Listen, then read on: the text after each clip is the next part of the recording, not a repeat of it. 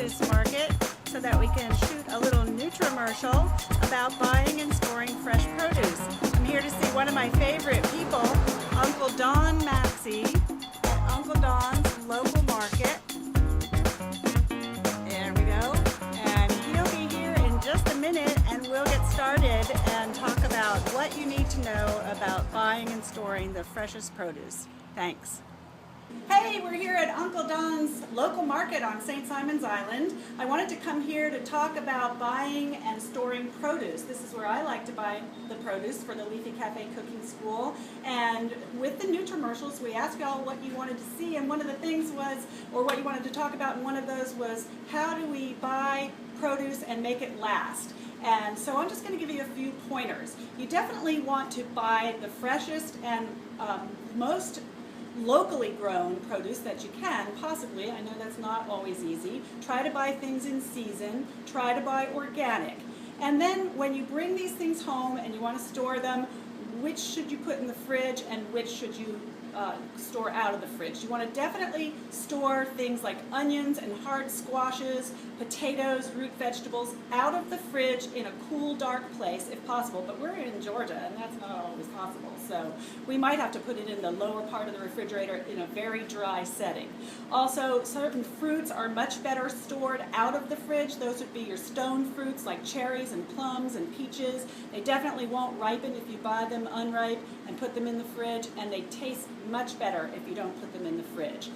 Things like grapes are okay to put in the fridge. Also, berries are better off in the fridge. And lettuces and things like that, you definitely want to wash them first, wrap them, dry them in your salad spinner, and then wrap them in some paper towels, put them in a plastic bag, and put them in the bottom part of the fridge.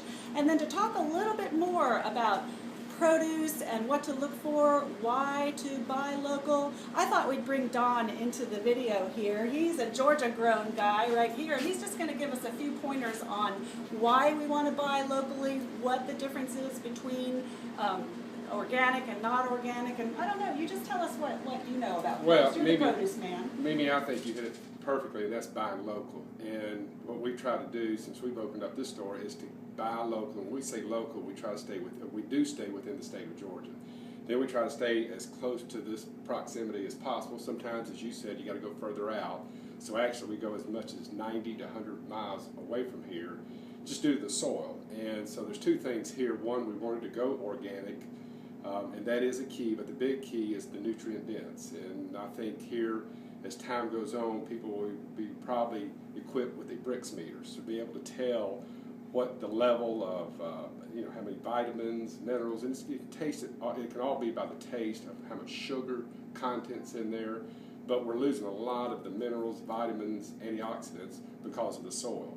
But I think the most important thing is being local here. You know where it's coming from. So right. When my customers come in here and they say, okay, Don, the squash that just came in, where did it come from? Well, this came from Berry Farms in Kibbe, Georgia. This came from Walker Farms in Sylvania, Georgia. It was picked yesterday afternoon.